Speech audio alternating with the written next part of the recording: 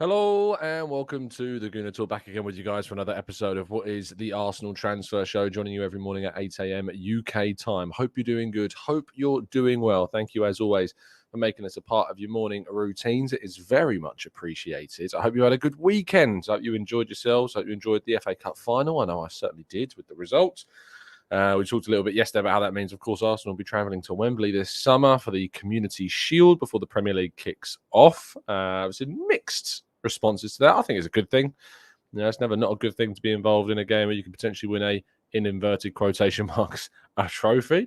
But yeah, I'm looking forward to it now. And yeah, as I say, I hope you've had a good weekend. You feel well rested and ready to tackle a brand new week. Good morning to those joining us live in the chat box. Hope you're doing good and well. Amira, Stevie, A1, good morning to you, to Blackshine, Anthony, Martin, Paul. We've got Franklin, Stephen, we've got Olu, Louis, Vive. We've got Carl, Nate, Nicholas, Sweating Merlot, Stuart, Marcus too. Hope you're doing well. Sia Bonga. We've got James, Morgie, and I see a new member in the chat box, MRM, as well. Thank you so much kindly for rejoining us as a member as well. It is very much appreciated too. Right then, let's jump into today's stories and then we'll go to part two and get into the chat box and your questions. Right then, we kick off with the news that Reiss Nelson has won game changer of the season for his goal against Bournemouth. We all know the emotions of that day. I had the honour of actually being in the stadium and experiencing that in a press box, which is usually, you know, relatively calm. You know, you sit on your hands somewhat whilst typing away, which is difficult when you're sitting on your hands. But in that moment, everybody kind of lost their minds. And so I can understand why Reiss Nelson's goal won it. If it was me, I'd have to choose Roberto Firmino's goal at Anfield to make things 2-2 against Arsenal. I think that was the biggest game changer in terms of goals of the season. But I understand why Reiss Nelson's goal won it in the end. Edmond Tapsoba is said to be appreciated by Arsenal. Speaking to Give Me Sport, Fabrizio Romano said, for Tapsoba, it's about scouting. It's a player they know very well, and they had him on their list already 1 and 2 years ago. So he's always been a player monitored by Arsenal. They sent scouts out multiple times to follow the player in the Europa League. So he's a player they appreciate. So clearly, a player that Arsenal are still interested in. Arsenal, as we know, have an interest in bringing in a defender during this summer transfer window. That could be a fullback. It could be a kind of a straight centre-back, if you like, rather than the inverted or the multiple positions that you see from someone like Simikan. And Tapsoba, who has played mainly on the left-hand side, so the back two for Bayer Leverkusen, is right-footed. We've not really seen him play too much on that right-hand side, but he is right-footed, and so that perhaps two-footedness is something that Arteta and Arsenal would be very much appreciative of. Now, speaking of Bayer Leverkusen and sticking with them, it's like this situation with Xhaka is extending onwards. It's continuing to rumble forwards. And the reason behind that, according to multiple reports, is that basically Arsenal want to wait. Arsenal want to hold. They want to kind of wait until they've got that replacement sorted before they sanction a potential move for Granit Xhaka to go somewhere else. And that makes sense. It's smart. You know, that's what you obviously want to do. You want to leave yourself short and then end up not getting the targets that you want or getting somebody that's not as good as the first option that you want. And so it makes complete sense, of course, that Arsenal would indeed wait for confirmation about potential future moves before issuing and allowing that deal between them and Bayer Leverkusen to take place. There's said to be interest in Bayern Munich. We've heard that over the last few days as well. However, I haven't been able to confirm that to be the case, nor does it seem like they will be hijacking any deal at this moment in time, but don't rule anything out either. Now, Ilkay Gundogan, the German international Manchester City player, of course, was linked with Arsenal. Arsenal said to have were keen on trying to approach the player on potentially signing him on a free this summer. However, it seems, according to various outlets now, that Gundogan is edging closer to renewing his contract with Manchester City, which makes sense. He's been so important to Manchester City going forwards and what they've done at the end of this season, scoring 2 goals in the FA Cup final, scoring that big goal at Everton with some real class. And of course, he'll be expected to start. And, you know, you wouldn't bet against him scoring either in the Champions League final next week, which we appreciate. As a player, we clearly appreciate him so much that they were willing to try and put a deal forward for him. But it seems to be the Gundogan will indeed stay with Man City for the forthcoming season. Now, there's been a bit of chaos recently at Chelsea. You probably saw the reports last night with Manuel Ugarte, the Sporting Lisbon midfielder. It seemed as though Chelsea would be moving for him, and they certainly seemingly tried. There were even reports suggesting that they were willing to buy a stake in the Portuguese side just to secure that deal. However, various outlets have now reported that PSG have stumped up significant funds in the wage department to try and steal Ugarte away from Chelsea. And it seems that they've been successful, Chelsea getting something of their own medicine. And there's some irony, of course, in this, because we always talk about Chelsea paying silly money, is often the terminology some people use, to try and snatch players away. Well, it seems they're getting a little bit of their own medicine from PSG, and they are snatching their number one midfielder away from them by signing Ugarte. Well, that looks to be the case right now. But it does mean this is going to have a knock-on effect potentially for Arsenal. Chelsea will then turn their attentions to both Caicedo and Romeo Lavia. Now, this doesn't obviously mean that Chelsea will be successful in this. It doesn't mean that anything is secured or done in this case. But we always knew that Chelsea were kind of lingering around the Caicedo thing. It was always said that Arsenal, Caicedo, and Liverpool were Arsenal, Chelsea, and Liverpool were the three sides looking at Caicedo, and that Arsenal were always going to have to battle with those teams if they were going to try and get hold of Caicedo. Arsenal still want to sign the player. Arsenal, no decision has yet been made by Caicedo, so I wouldn't be listening to anyone saying to you that a deal has been done with any of those teams as of yet, because Caicedo's future has not been decided. We talked yesterday about how Ecuadorian outlets were suggesting that a decision will be made on his future in the next hours. And obviously that will come out next week. Rather this week, now that we're in this week.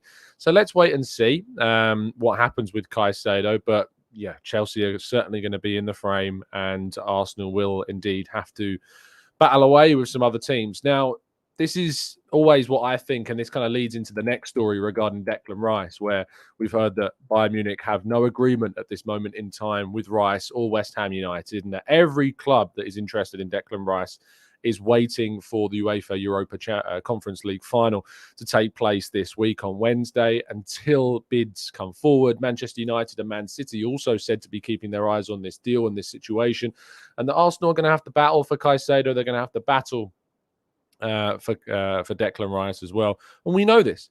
And that's why I find it a little bit strange that people are getting so agitated about these two deals. For me, Arsenal have to get one of them. You know, they're the priority options for Arsenal, the two players that Arsenal have looked at as the midfielders that they would like. I would love to see it happen, both of them to come in. I don't feel like that's realistic. Arsenal would love to sign both of them. Arsenal have to get at least one of them, in my view, because you can't just keep missing out on those primary deals. What I would say, though, is that there's a lot of pessimism around things at the moment, which is, you know, people are entitled to look at things the way that they want. I'm not that pessimistic about either of those deals. I'm hopeful. I'm excited for this transfer window. I'm excited to see what Arsenal can do. I'm not jumping into people's YouTube channel chat boxes and saying Arsenal aren't going to sign XYZ. It's just not me.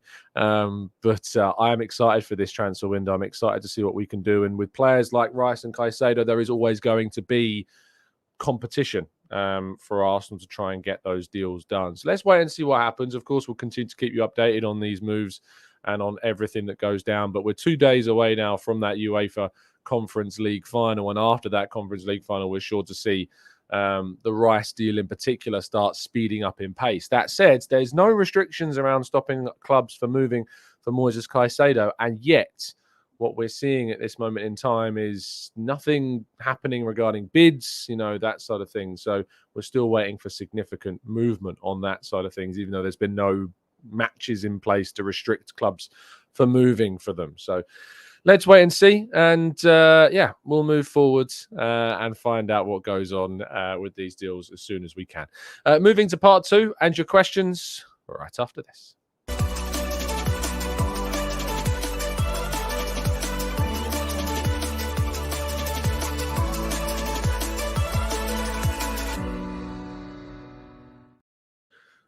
Right, let's go into the chat and tackle some of the questions that you guys are throwing into the the chat box. So let's do it. Lloyd says, "Morning, Tom. Do you think that we can get Rice in? I feel Arsenal need to get in at least 4 players, potentially Højlund as well as a striker, a defender, and somewhere for cover as well. I think that Arsenal need to sign 5 or 6 personally, Lloyd. That's what I'm targeting this summer. I want to see 5 or 6 players come through the doors into the club to give us as much reinforcement as feasibly possible into those different positions. Do I think we can get Rice? Yes, I do think we can get Rice. Arsenal are in the frame. Arsenal are very keen. They've put in a lot of work behind the scenes in the weeks leading up to the window starting, but no movement was ever going to be seen until the UEFA Conference League final had completed. We knew that.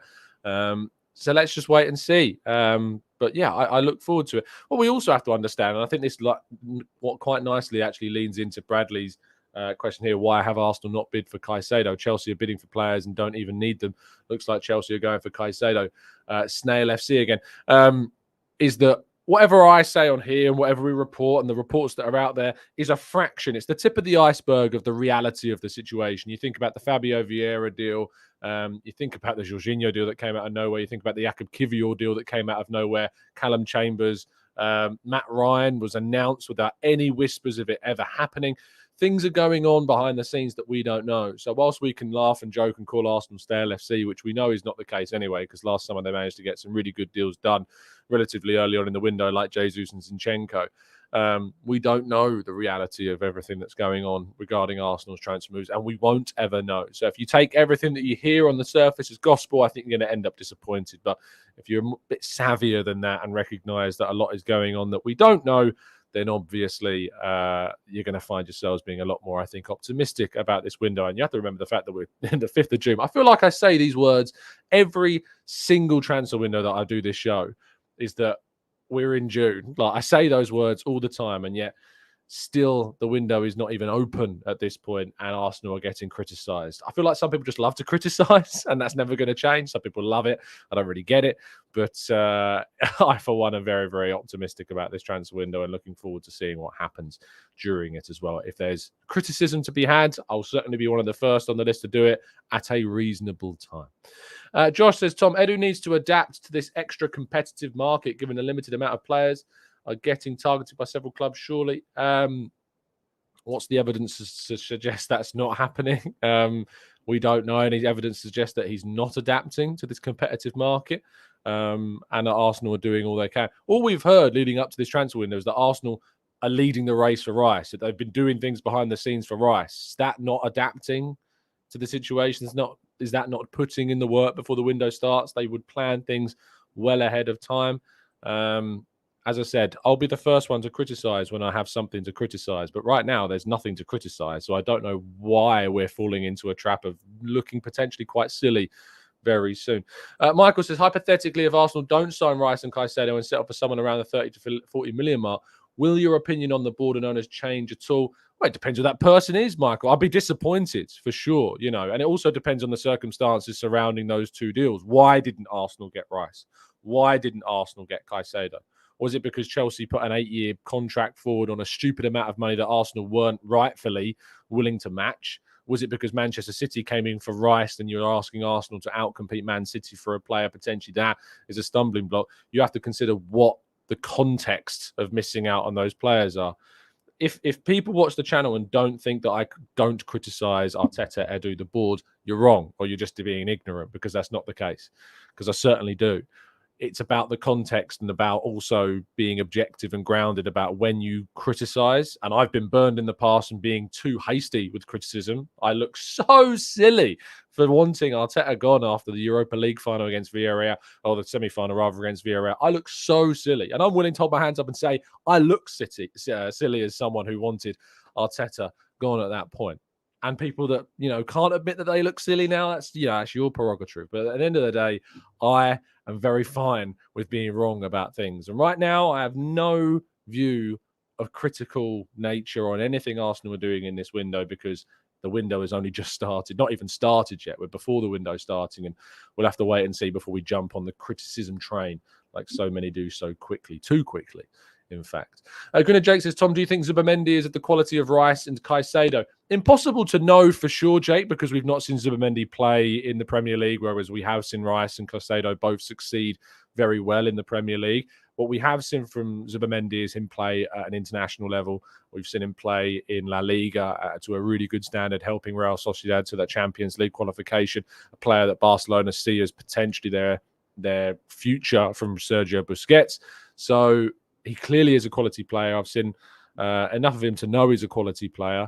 And if Arsenal were to sign him instead of a Rice or a Caicedo, because maybe Man City get Rice or maybe Chelsea put in a stupid amount of money for Caicedo, then we'll have to assess that. You know, I think we've done things in the market where people have initially gone, why on earth did we did that? Remember how silly people look now for criticising the Ben White deal?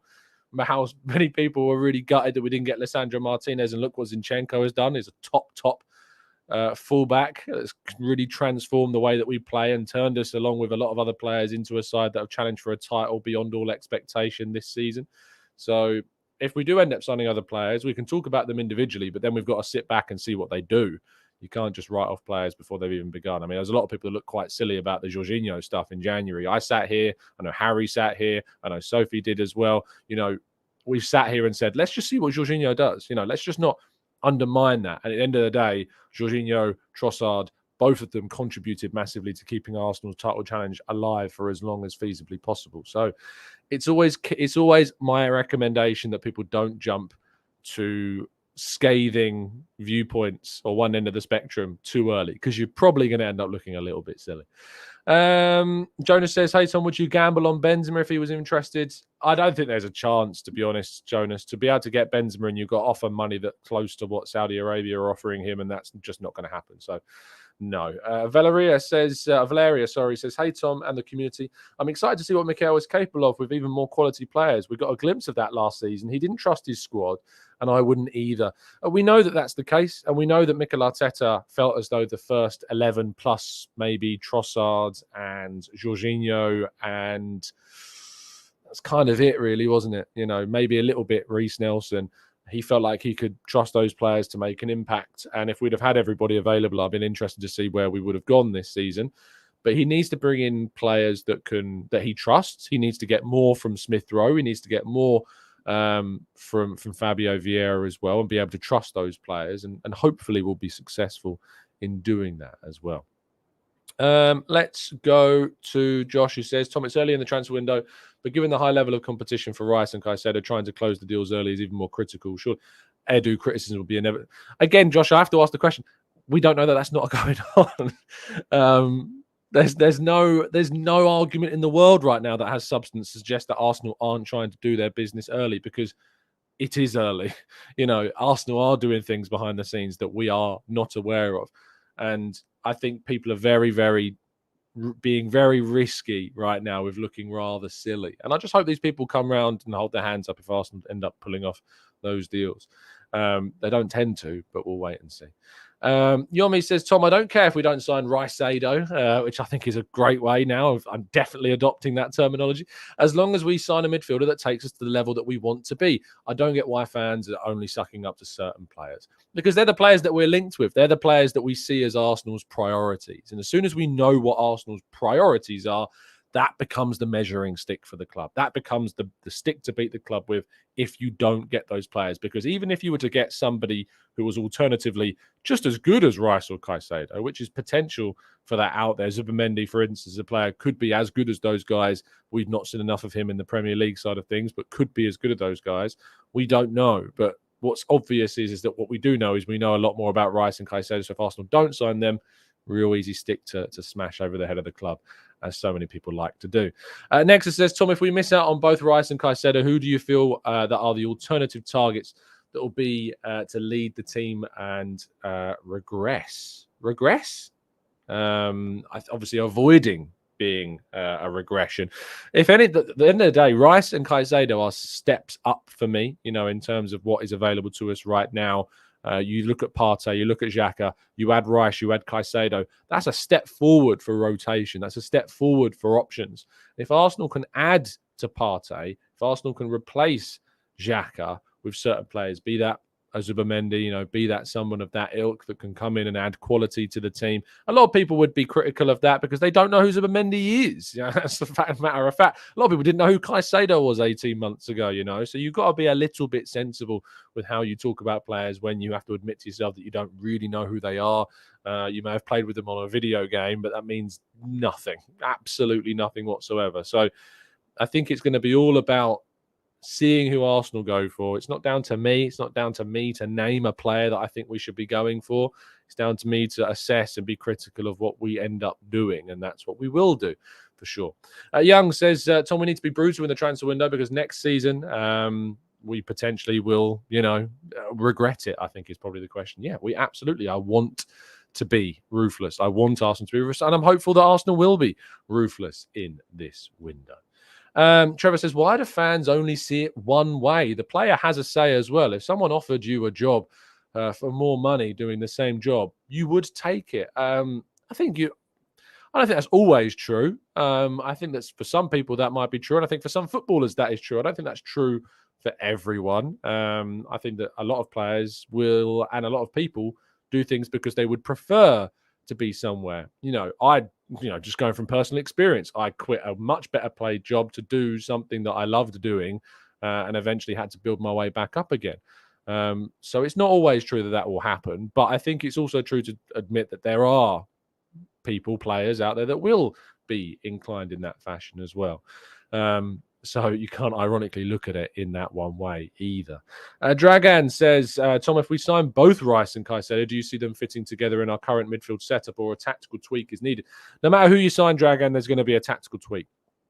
I was talking to someone about this the other day.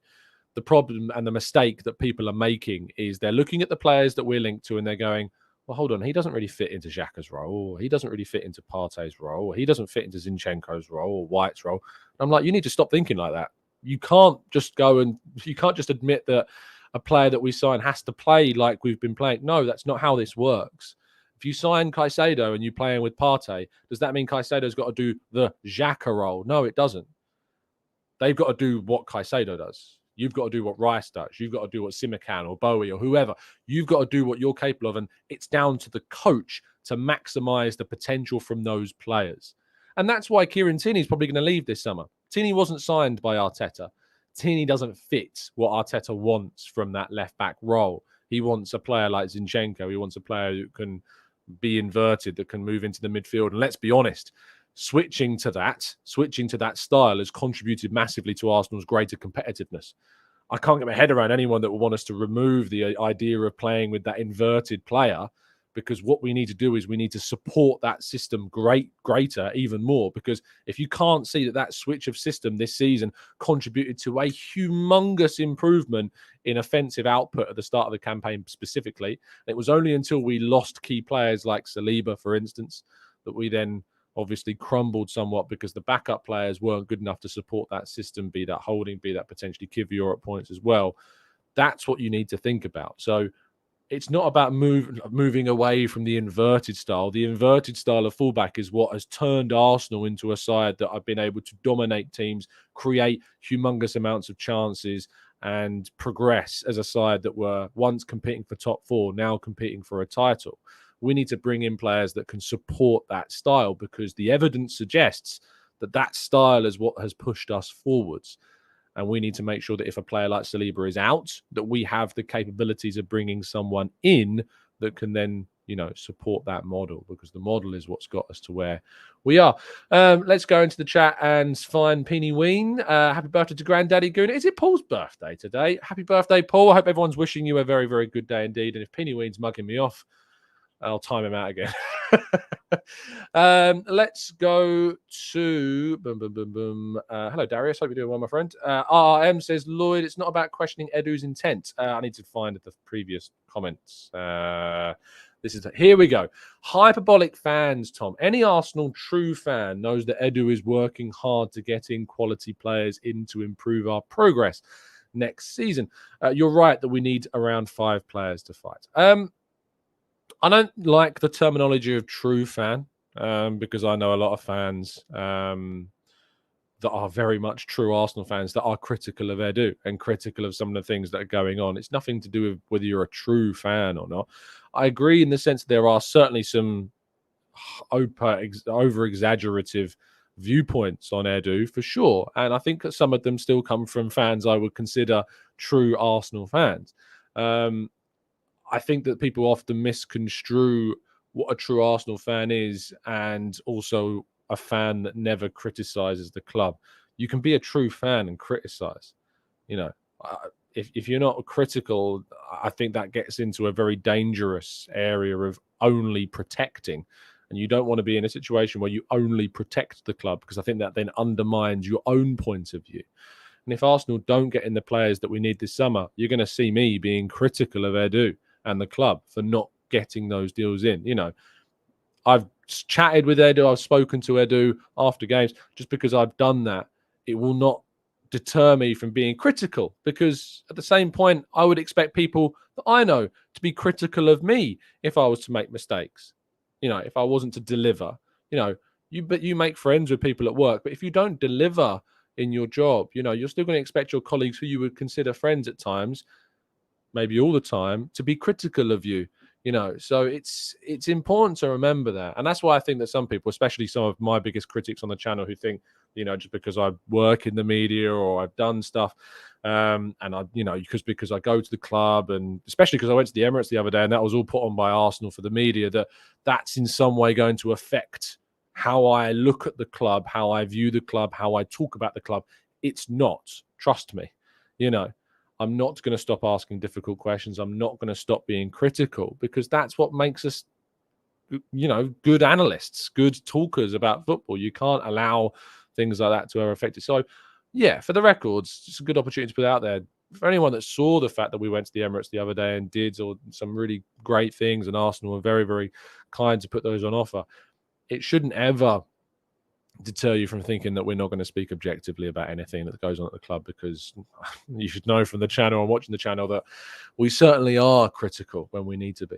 Benji says, Tom, what would actually make you consider the fact that Arsenal are acting slowly? I know that we are talking with Reiss, but I find it hard to believe that we can't also be talking to other targets as well. Good. It's good that you don't that you find it hard to believe that we're not, because we are, and we will be doing other things. If we were to be slow, we'd be sitting here, you know, with the season nearly starting, having not signed some of our primary positions that we need to strengthen. That's slow. You know, that's being slow.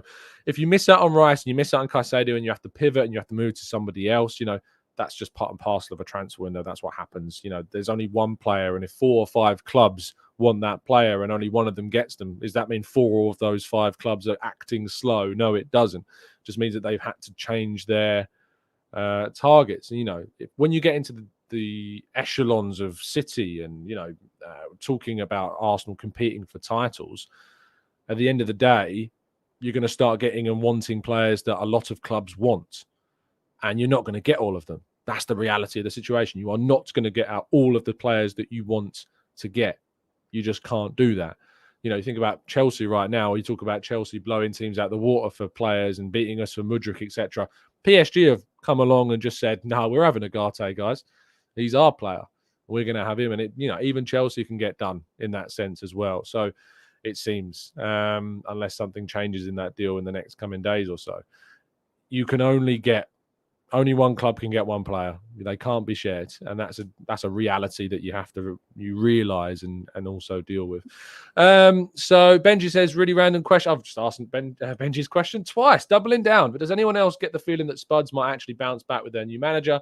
I can't say I know much about the guy, to be honest. I know he's obviously done quite well at Celtic, but so did Brendan Rodgers. So did Steven Gerrard at Rangers. You know, so there's no there's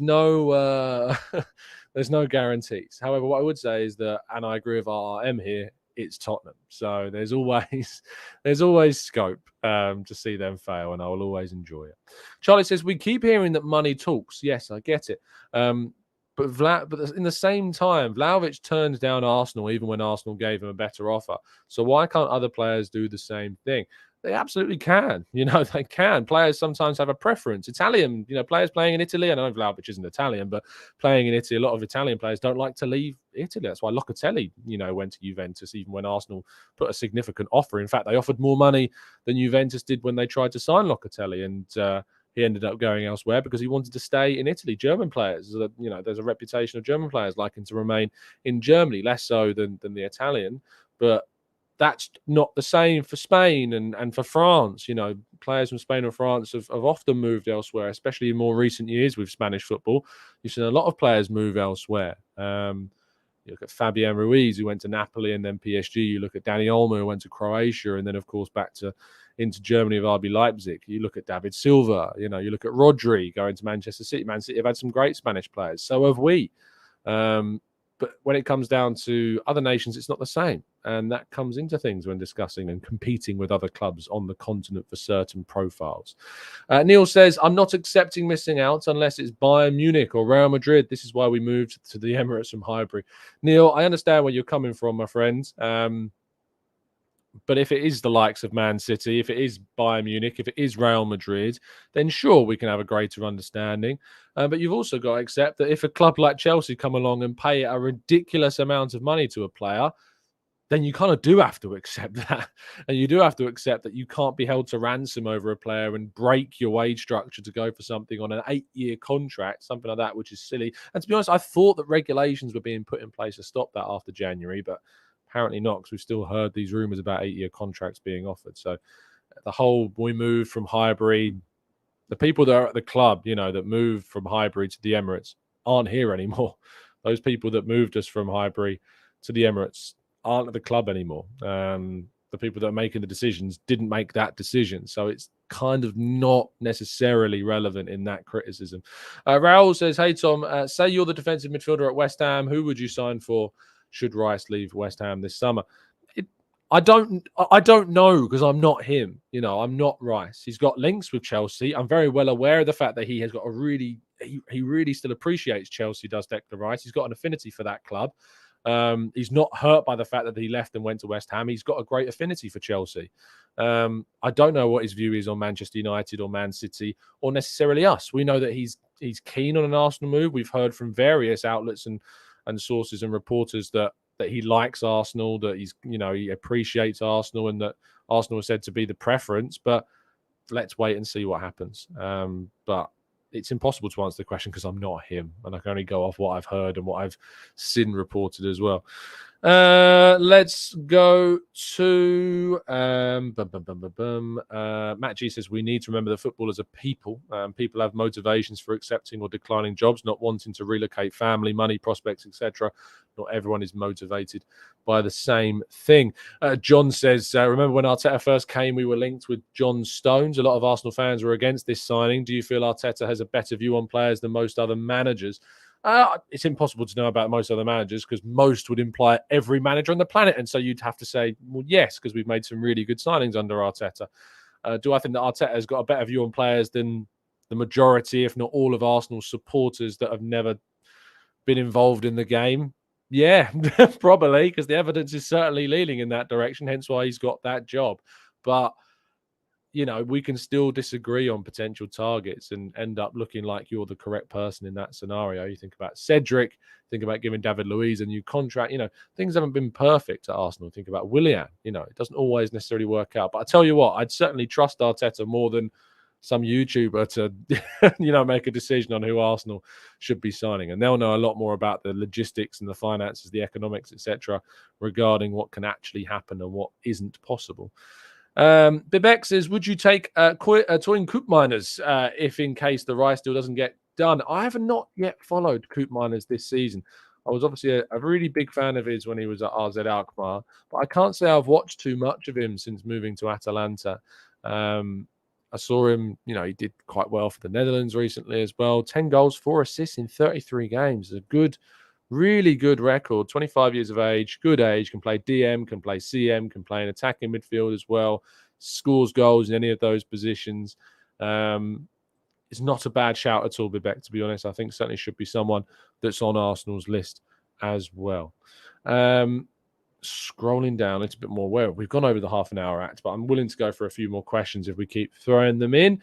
Let's go to RM says Arteta wanted Jorginho in the summer of 2022 before paying Partey's release clause on deadline day, and he signed Jorginho in the end in January. And as I said earlier on in the show, Jorginho kind of made people look a little bit silly with their very scathing opinions of Jorginho, and that transfer ended up looking quite good for us because really we needed to bring in that depth in central midfield. And in the end, Jorginho actually ousted Partey by the end of the campaign from that defensive midfield position because Partey's performances weren't there.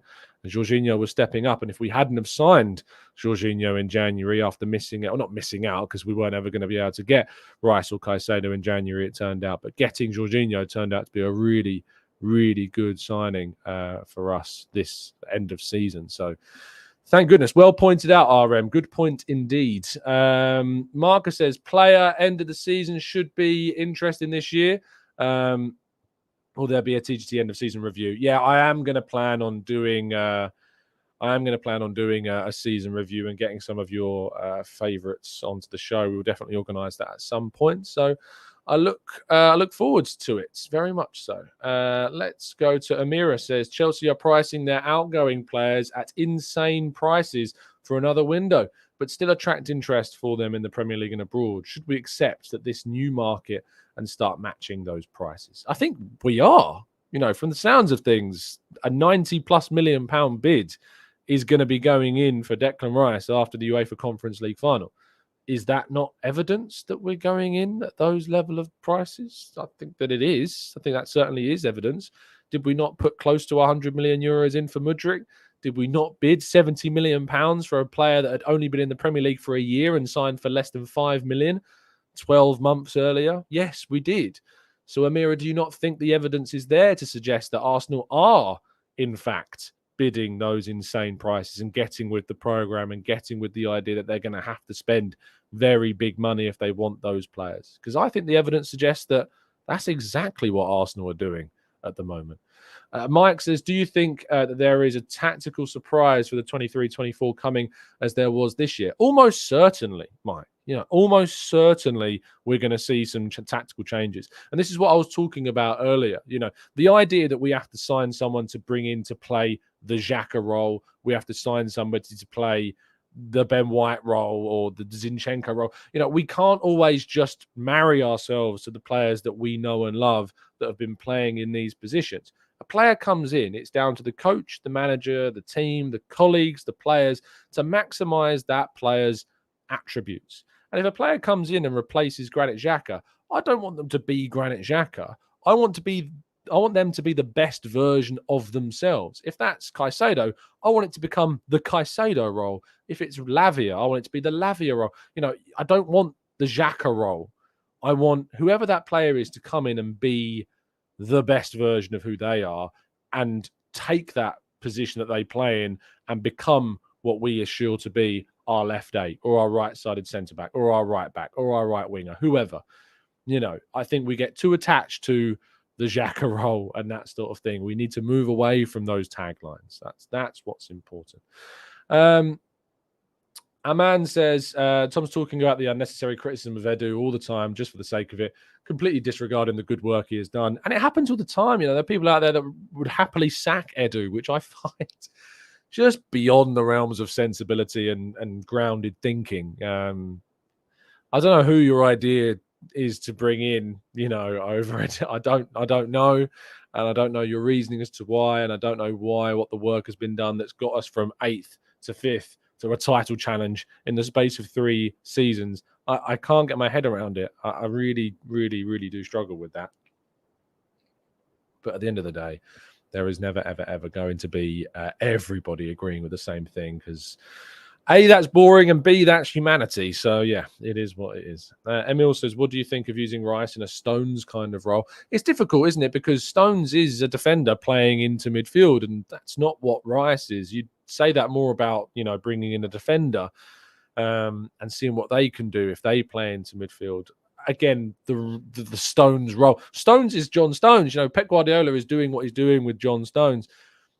You can't sign someone and say, let's use them to play that John Stones role. We play somebody in those positions, and they are who they are. If they're not John Stones, they are their own player. So that's kind of the simplistic version of looking at it. JDB says, Tom, ideally we'd like 3 squad options filled at right back, right centre back, and left back in defence. Tomiyasu looks injured for the rest of the year. I don't think that's true on Tomiyasu. I think you're likely to see him more towards the start of the season, hopefully. Tierney's like to be sold. Maybe we go for a Ferland Mendy, a Tapsoba, a Fresneda would be ideal.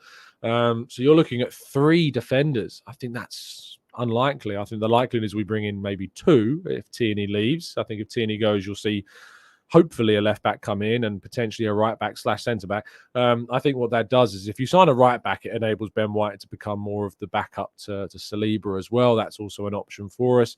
And if Tomiyasu gets back to full fitness as well, that's going to be good. But having surgery is always done to try and correct the problem.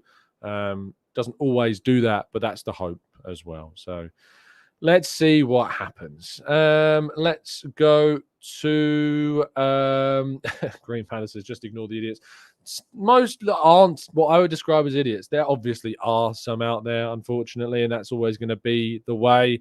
But most people are not, and they're just critical. And I think are open to discussion, are open to other points of view, and are open to changing their minds. That's what we encourage here. We encourage people changing their minds because goodness knows I've done it a million times. So just have an open mind about things. Be open to being proven wrong. You know, if Edu ends up signing Rice or Caicedo, a lot of people I hope are going to go, fair play. Fair play, Edu, for getting that deal done. I hope that they are. I hope the people that and trust me, I've got a good memory for names. Having been a teacher and had to remember all the registers, I will be looking out for the people that have been critical of Edu, jumping in and saying, fair play, Edu, you got that one done. Fair play. Neil says, Tom, can you tell us why Arteta didn't put Jorginho in games until the league was lost, apart from the Villa game? Let's have a look. Jorginho. Jolt my memory of the terms of the games that he started. So we threw him into the game against Manchester City at home earlier on this season. Here we go, Arsenal games. So we started against Man City. So that was before Villa. So we didn't throw him in against Villa. He threw him in against Man City because of the Partey situation. And even when Partey was back fit against Leicester, I believe. Oh, sorry, Everton. He started that game as well. He threw him on in the Everton game as well, if you remember that, when he came off the bench in that fixture for Partey, I think it was. And then towards the back end of the season, you know, against that in that Chelsea game, he started Jorginho in that fixture. Did he bench Partey? I'm pretty sure he benched Partey, did he not? Yeah, he did. He benched Partey against Chelsea. We won that game. He then threw him in against Newcastle, again, massive game away from home. Again, pretty sure Partey was on the bench. Was he not in that game? He was indeed. So he threw him into some pretty big games, Neil, against Newcastle and Chelsea. So, yeah, certainly did throw him in indeed. Let's go to boom. Josh says Jorginho wasn't consistently good. He had a horrible game against Sporting, for example. I mean, that Sporting game was terrible for everyone, Josh, to be fair. Everyone was awful in that game. JDB says, is playing 2 inverted fullbacks a football kamikaze? You'd expect, or rather expose the 2 centre-backs on the counter. I think that it is. I think that it's very unbalanced, but I might be wrong. I'm not a football coach at the end of the day. What I believe is if you play Zinchenko, you have to have a White type player, a Ben White style player in that right back position to balance things, or a Tomiyasu type player in that position. Equally, that's why I didn't really like Partey moving to right back. I would have rather have seen, I think, the Xhaka left back thing than the Partey right back thing, because I think it imbalanced us somewhat, and that's why the Nottingham Forest game was such a terrible example, a really terrible example. Trevor, yeah, I can touch type. So, yeah, it's very, very, very quick indeed. Very fast indeed, Trevor. Jay says, sell, keep, loan. Don't worry, we will be doing one of those. We will be doing one of those as well at some point in the season. We'll be doing tier lists. We'll be doing lots of different shows with some fantastic guests across the summer window. The season is obviously not over yet. The season finishes this week with the Conference League final and the Champions League final. So, and then we've got obviously going on the under-21s. Euros is going on, so there's still loads of football to come. Lots to talk about, lots to discuss indeed.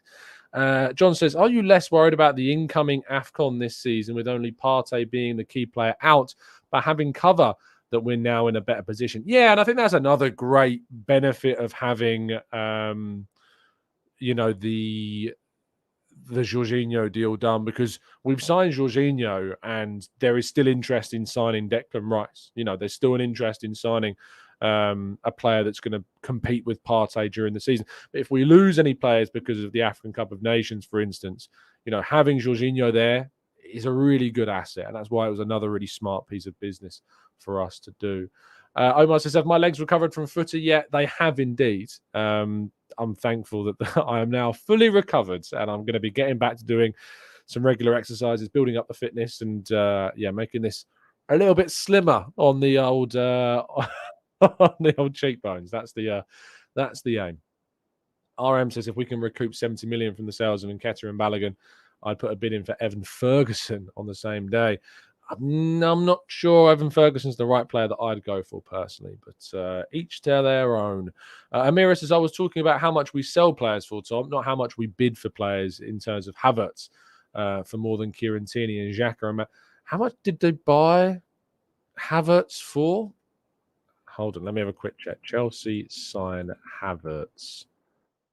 75.8 million pounds. So if Havertz is going for more than Kieran Tierney and Xhaka, and Mount is going for around 50 million. Again, we talked about this before. We talked about Mount. I don't think I need to cover that again. But Havertz was signed for 75 odd million quid. I think Chelsea are looking for somewhere between 40 and 50 million pounds from Real Madrid to sell Havertz. Arsenal are looking to make a profit on Kieran Tierney. So I don't really get that example. Because Arsenal would be making a profit on Tierney, whereas Chelsea are making a significant loss on Havertz. I don't know. But I don't really understand the point, Amira, because Arsenal would be making a profit, whereas Chelsea are making a loss. So I don't know. Let's go to, and as Vezan points out, Mountain is English and much younger than Xhaka as well, which completely makes sense, and also plays as an attacking midfielder, and they tend to command a much bigger fee. And we're moving from, being a homegrown player, come through the academy at Chelsea. There's not really a reference point to value as well. And we don't even know how much it's going to go for in the end. So let's wait and see on that one. Leon says, if Arteta wants Rice and Caicedo, we should be going for both. Are we really going to lose targets to teams who have finished below us and don't have Champions League football after being told that's what players want? I mean, people have told you that players want Champions League football. But as we've discussed, Leon, as if Chelsea come in with a bid of an 8-year contract of a silly amount of money that's going way above what Arsenal are willing to pay for a player, that's always going to have an impact on things. Always going to have an impact on things. Benji says, remember when Kieran Tierney was wanted by Madrid? We should flip that into 50 million. Yeah, that was one story that never went anywhere. Like that link to Real Madrid disappeared almost as quickly as it appeared. So I wouldn't be using that as a reference point either. Kofi says, are you worried that the Rice deal will fall through? I'm worried that any deal will fall through, Kofi, to be honest. It's just good sense to not expect, but pre-prepared for the worst. So I'm always worried that a deal will fall through. A lot of teams want Declan Rice. So, of course, I'm going to be worried that another team comes in and signs him. That's just the reality of the transfer market. You can't be expectant that Arsenal will be successful in every single player they go for, because the reality is that's not going to happen. So there you go. Thank you so much, guys, for tuning in. Really appreciate your time, as always. Do drop a like. It takes you just one quick second to press that like button. I would be very much appreciative if you could indeed do that before you go. I'll be back tomorrow morning giving you an update on everything that's happened in the previous 24 hours regarding Arsenal. We'll have more chats, more questions, more discussions there. I'm on with Sophie tonight, actually, I think. So do check out the Highbury squads. I'll be over there this evening to have a talk about transfers and more. So I look forward to it. Thank you ever so much, everybody that's tuned in. As always, enjoy at the start to your week. Smash it. Stay safe. Stay well. And most importantly, as always, up the Arsenal.